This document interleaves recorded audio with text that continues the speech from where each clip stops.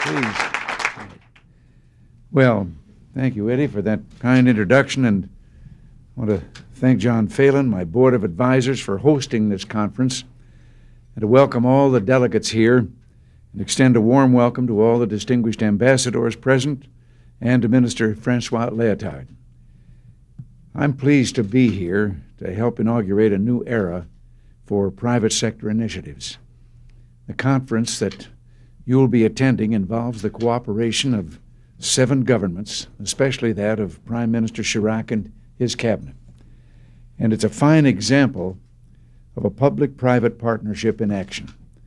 Funding for this conference has come entirely from the private sector through such donations as those made by American Express and the New York Stock Exchange. The conference plans have involved countless volunteer man-hours on the part of those who are dedicated to promoting international volunteerism, like Jim Robinson, Paul Scheelein, and Bill Walsh. Bill even loaned his son John to the effort. And a number of organizations and corporations have provided support, such as the United Way, the National Association of Broadcasters, and International Hotels. It marks the first time that cooperation between the public and private sector will be the subject of a high-level international conference. This international conference is very important to me because it's a major development in a program that's been close to my heart. You've often heard me talk about growing up in a small Midwestern town where neighbor helped neighbor, from the barn raisings to the volunteer fire department. I was able to witness the great strength of private sector activity. When I became governor of California, I sought to use the power of my office to promote this philosophy throughout that great state. As a matter of fact, I called on the private sector to come in and help me do some reorganizing in government, and 250 of the top leaders in the state of California gave several months of their time, full time, to going into 64 agencies and departments of government to come back with some 1,400 recommendations as to how government could be made more efficient, more economical. And we implemented almost all of those recommendations. Then in 1981, when I became president, I decided that promoting private sector initiatives across this country would be a top priority of our administration here at the national level. Just look at the success that we've witnessed. Over the past 5 years, charitable giving has increased 80% to last year's record high of nearly $80 billion privately given to good causes. In the area of volunteerism, more people are donating their time than ever before, and a recent survey estimated the annual value of the services these people have rendered is over $100 billion. In the area of public-private partnerships, we've seen thousands of new programs across the country committed to meeting human needs in health, education, nutrition, child care, and many other fields. And we've seen many American corporations take active roles in communities across the country in a new concept known as corporate social responsibility. As a matter of fact, right here in our own community, and it's going on across the country, many of them made themselves partners of local schools. They shamed us into it. The White House became a partner to one of the local schools here in town, and I have a pen pal in that school that was appointed by the school, and I correspond with him regularly. Well, now I'm very pleased that the private sector initiatives program is spread internationally. The good-hearted actions of individuals, of you and me, promote the public good, the welfare of the nation as a whole, in ways that government never could.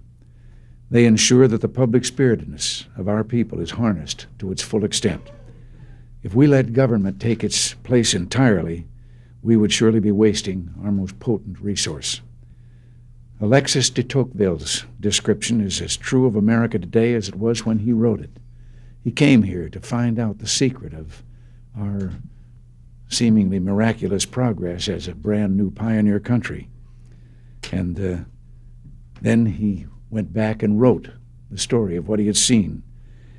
He said, in a local community in their country, our country here, a citizen may conceive of some need which is not being met. What does he do? He goes across the street, discusses it with his neighbor, and then what happens? A committee comes into existence, and the committee begins functioning in behalf of the need. And he topped off his description by saying, and whether you believe this or not, no bureaucrats ever got involved. Public spiritedness has built America, and you'll be its ambassadors at the Paris conference later this month. I know you've been briefed at length about the conference. You've heard the excitement expressed by the ambassadors of the other participating nations. I'm sure that your discussions with your foreign counterparts about how the programs work here in America will give them a true understanding of our private sector initiatives. I know you'll take time as well to understand what they're doing in their country so that our own wisdom will be enriched, as it has been countless times in the past by the experience of others.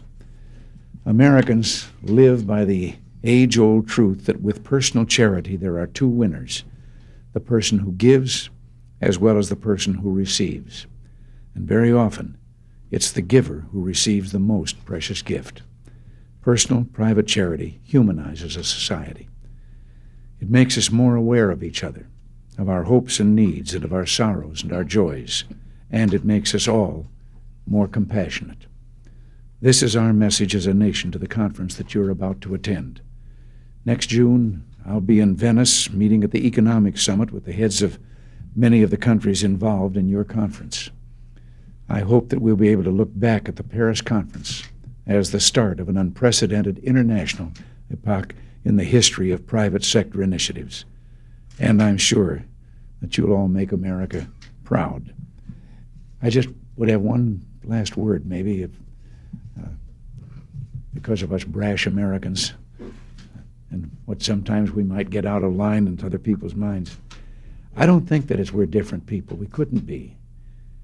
We are inheritors of every ethnic and racial strain from every corner of the world in this melting pot here. I think the difference probably is because we're such a young country that we still have that pioneer heritage where people had to help each other, where there was literally no government at the time to do things for them. And maybe that's why we've done this in older countries down through the, you perhaps are aware that Washington is the pollen capital of America. And I'm one of those fellows that's subject to those kind of allergies here. But I think that is one, and I know we'll keep aware of this in our talking about these things and spreading the word. I remember one story that was told back when Americans first came to the point that they could begin to think about visiting their fatherlands and motherlands, the other countries, the heritage of their parents and grandparents. And we didn't exactly turn up as tourists over there as the most desirable kind. We were pretty brash. I remember the story of an elderly farm couple that had finally taken this tour, and someone was explaining, a guide was explaining to them the great power of Vesuvius and the heat and everything that was involved.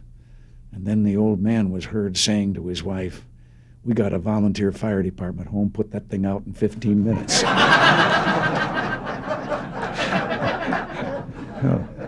So we'll all be tactful in this.